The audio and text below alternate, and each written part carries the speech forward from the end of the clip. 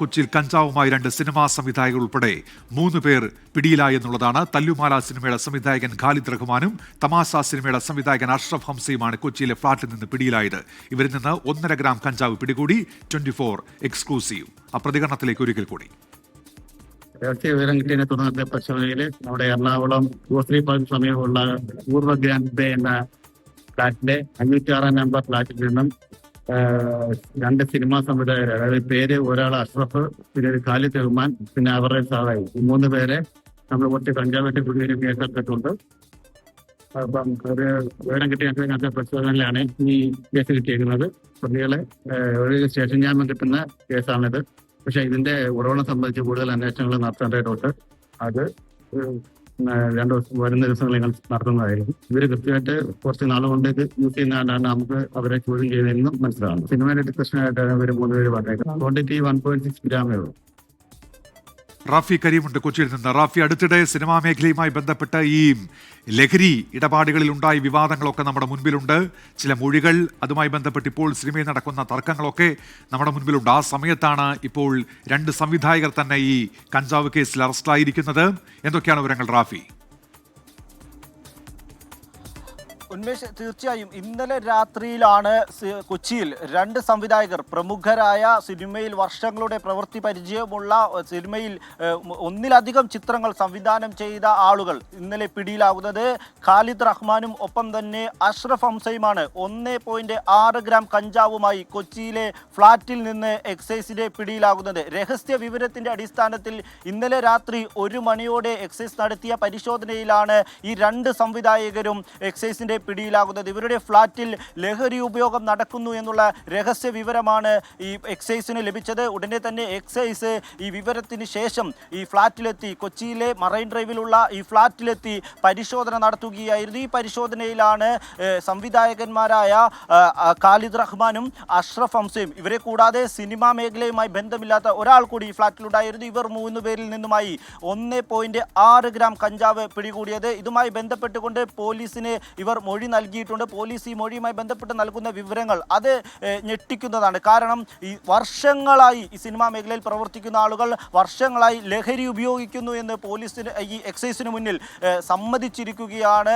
ഇപ്പോൾ പിടികൂടിയ കഞ്ചാവ് അത് കൊമേഴ്ഷ്യൽ ക്വാണ്ടിറ്റിയിലുള്ള കഞ്ചാവല്ല, അത് ഇവർക്ക് ഉപയോഗത്തിന് വേണ്ടി എത്തിച്ചതാണ് എന്നും ഇവർ എക്സൈസിന് മുന്നിൽ സമ്മതിച്ചിട്ടുണ്ട്. ഒപ്പം തന്നെ ഈ കഞ്ചാവുമായി ബന്ധപ്പെട്ടുകൊണ്ട് ഈ സിനിമാ മേഖലയിൽ ഇത്തരത്തിൽ ലഹരി ഉപയോഗം നടക്കുന്നുണ്ട് എന്നുള്ള കാര്യവും എക്സൈസിന് മുന്നിൽ ഇവർ മൊഴി നൽകിയിട്ടുണ്ട്. എന്തായാലും പിടിച്ചെടുത്ത കഞ്ചാവ് അത് ചെറിയ അളവിലുള്ളതാണെങ്കിൽ പോലും ഈ സിനിമാ മേഖലയുമായി ബന്ധപ്പെട്ടുള്ള ലഹരി മാഫിയയുടെ പ്രവർത്തനങ്ങൾ, അതിലേക്ക് എക്സൈസിന് എത്താൻ കഴിയുന്ന വിവരങ്ങൾ ഈ സംവിധായകരിൽ നിന്ന് ലഭിച്ചിട്ടുണ്ട് എന്നുള്ളതാണ് എക്സൈസ് ഇൻസ്പെക്ടർ നൽകിയ പ്രതികരണത്തിൽ നിന്ന് നമുക്ക് മനസ്സിലാക്കാൻ കഴിയുന്നത്. കാരണം വർഷങ്ങളായി സിനിമാ മേഖലയിൽ പ്രവർത്തിക്കുന്ന 2 ആളുകൾ, സിനിമാ മേഖലയിലെ ഏറ്റവും പ്രധാനപ്പെട്ട തലങ്ങളിൽ പ്രവർത്തിക്കുന്ന ആളുകൾ, ഏറ്റവും പ്രധാനപ്പെട്ട നടന്മാരോടൊപ്പം, ഏറ്റവും പ്രധാനപ്പെട്ട ടെക്നീഷ്യന്മാരോടൊപ്പം എല്ലാം പ്രവർത്തിക്കുന്ന ആളുകൾ. കാരണം ഈ ഖാലിദ് റഹ്മാൻ, അദ്ദേഹം ഇതിനോടകം തന്നെ 5 ചിത്രങ്ങൾ സംവിധാനം ചെയ്തു കഴിഞ്ഞു. ആദ്യ ചിത്രം അനുരാഗ കരിക്കിൻവെള്ളമായിരുന്നു. പിന്നീട് മമ്മൂട്ടിയോടൊപ്പം ഉണ്ട എന്ന ചിത്രത്തിൻ്റെ സംവിധാനം അദ്ദേഹം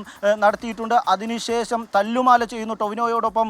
അതിനുശേഷം ലവ് എന്നൊരു ചിത്രം ചെയ്യുന്നു. അതിനുശേഷം ഏറ്റവും ഒടുവിലായി ആലപ്പുഴ ജിംഖാന എന്നൊരു ചിത്രമാണ് ഈ ഖാലിദ് റഹ്മാൻ ചെയ്തത്. ഒരു പിടി യുവതാരങ്ങളോടൊപ്പമാണ് ആലപ്പുഴ ജിംഖാന എന്ന ചിത്രം ഈ ഖാലിദ് റഹ്മാൻ എന്ന സംവിധായകൻ സംവിധാനം ചെയ്തിരിക്കുന്നത് എന്നുള്ളതാണ്. ഏറ്റവും ഒടുവിലെ ചിത്രവും ഈ ആലപ്പുഴ ജിംഖാനയാണ്. ഒപ്പം തന്നെ അഷ്റഫ് ഹംസയിലേക്ക് വന്നാൽ തല്ലുമാലയുടെ സ്ക്രിപ്റ്റ് റൈറ്റിംഗിൽ മുഹസിൻ പരാരിയോടൊപ്പം ഉണ്ടായിരുന്ന വ്യക്തിയാണ് അഷ്റഫ് ഹംസ. തമാശ എന്ന ചിത്രമാണ് അഷ്റഫ് ഹംസ ആദ്യം സംവിധാനം ചെയ്യുന്നത്. പിന്നീട് കുഞ്ചാക്കോ ബോബനോടൊപ്പം ഭീമൻ്റെ വഴി എന്ന ചിത്രം അഷ്റഫ് ഹംസ സംവിധാനം ചെയ്തിട്ടുണ്ട്. ഇങ്ങനെ സിനിമാ മേഖലയിലെ ഏറ്റവും പ്രധാനപ്പെട്ട ടെക്നീഷ്യന്മാരോടൊപ്പം പ്രവർത്തിച്ച് പരിചയമുള്ള, സിനിമാ മേഖലയിലെ പ്രമുഖ നടന്മാരോടൊപ്പം പ്രവർത്തിച്ച് പരിചയമുള്ള 2 സംവിധായകരിൽ നിന്നാണ് ഇത്തരത്തിലുള്ള ലഹരി എക്സൈസ് പിടികൂടുന്നത്. ഈ സംവിധായകരോടൊപ്പം തന്നെ സിനിമാ മേഖലയുമായി ബന്ധമില്ലാത്ത ഒരാളും ഈ ഫ്ളാറ്റിലുണ്ടായിരുന്നു. അയാളെ കൂടി ഈ കേസിൽ എക്സൈസ് അറസ്റ്റ് ചെയ്തിട്ടുണ്ട്. ഈ ലഹരി പിടികൂടിയ ഫ്ളാറ്റ് എന്നുള്ളത് സമീർ താഹിറിൻ്റെ, ഛായാഗ്രാഹകനും ഒപ്പം തന്നെ സംവിധായകനുമാണ് സമീർ താഹിർ. ഈ സമീർ താഹിറിൻ്റെ ഉടമസ്ഥതയിലുള്ള ഫ്ളാറ്റിൽ നിന്നാണ് ഇവർ 3 പേരെയും, ഈ 2 സംവിധായകർ ഉൾപ്പെടെയുള്ള ആളുകളെ എക്സൈസ് പിടികൂടിയിരിക്കുന്നത്. ഇതിനുശേഷം ഈ എക്സൈസിൻ്റെ വിശദമായ കൃത്യമായ മൊഴിയെടുപ്പ് നടന്നിരുന്നു. ഇവരോട് വിവരങ്ങൾ ചോദിച്ചറിഞ്ഞിരുന്നു. എവിടെ നിന്ന് ഈ കഞ്ചാവ് ലഭിക്കുന്നു, ഈ കഞ്ചാവിൻ്റെ ഉപയോഗം എത്ര നാളായി നടത്തുന്നുണ്ട്, സിന്തറ്റിക് ലഹരികൾ ഉപയോഗിക്കുന്നുണ്ട് എന്നുള്ള ചോദ്യങ്ങളെല്ലാം തന്നെ എക്സൈസ് ഈ സംവിധായകർക്ക് മുന്നിലേക്ക് ചോദിച്ചിട്ടുണ്ട്. അതിൽ കൃത്യമായ മറുപടികളും എക്സൈസിന് ഇവരിൽ നിന്ന് ലഭിച്ചിട്ടുണ്ട് എന്നുള്ളതാണ് മനസ്സിലാക്കാൻ കഴിയുന്നത്. കാരണം വർഷങ്ങളായി ലഹരി ഉപയോഗിക്കുന്നു എന്ന് പറയുന്നു, സിന്തറ്റിക് ലഹരികൾ ഉപയോഗിക്കാറില്ല, കഞ്ചാവാണ് ഉപയോഗിക്കുന്നതെന്ന് എക്സൈസിനോട് പറയുന്നു.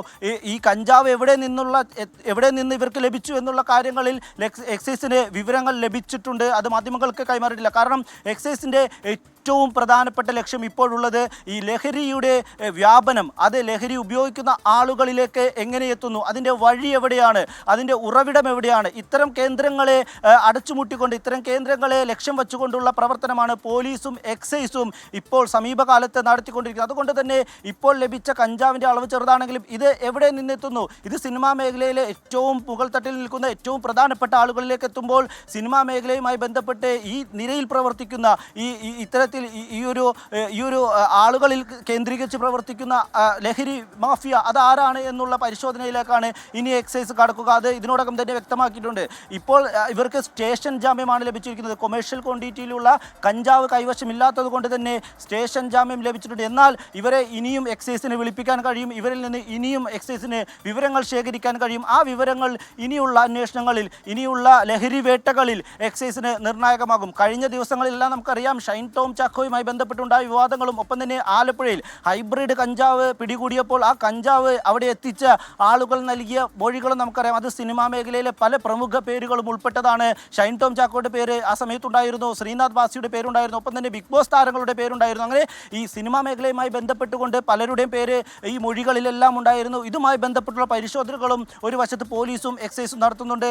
കഴിഞ്ഞ ദിവസം ഈ ലഹരി പരിശോധനയ്ക്കിടെ ഷൈൻ ടോം ചാക്കോ ഹോട്ടലിൽ നിന്ന് ചാടിയിറങ്ങി ഓടുന്നത് ദൃശ്യങ്ങളിൽ 24 പുറത്തുവിട്ട ദൃശ്യങ്ങളിൽ കണ്ടതാണ്. അതിനുശേഷം ഷൈൻ്റെ മൊഴി പോലീസ് രേഖപ്പെടുത്തുകയും അറസ്റ്റ് ചെയ്യുകയും ചെയ്തിരുന്നു. അതും ലഹരി ഉപയോഗത്തിൻ്റെ പേരിലായിരുന്നു. അതായത് സിനിമാ മേഖലയെ ലഹരി ഏത് രീതിയിൽ, സിനിമാ മേഖലയിൽ ലഹരി എത്രത്തോളം സ്വാധീനം ചെലുത്തുന്നുണ്ട് എന്നുള്ളത് ഇന്നത്തെ ഈ അറസ്റ്റോട് കൂടി വ്യക്തമാവുകയാണ്. കാരണം ഖാലിദ് റഹ്മാനെ പോലെയും അഷ്റഫ് ഹംസയെ പോലെയുമുള്ള സംവിധായകർ ഞാൻ നേരത്തെ സൂചിപ്പിച്ചിരുന്നു, അത് ഏറ്റവും പ്രധാനപ്പെട്ട ആളുകളാണ്. സിനിമാ മേഖലയിലെ ഏറ്റവും പ്രധാനപ്പെട്ട ടെക്നീഷ്യന്മാരോടൊപ്പം, സിനിമാ മേഖലയിലെ ഏറ്റവും പ്രധാനപ്പെട്ട നടന്മാരോടൊപ്പം എല്ലാം തന്നെ സജീവമായി നിൽക്കുന്ന ആളുകളാണ്.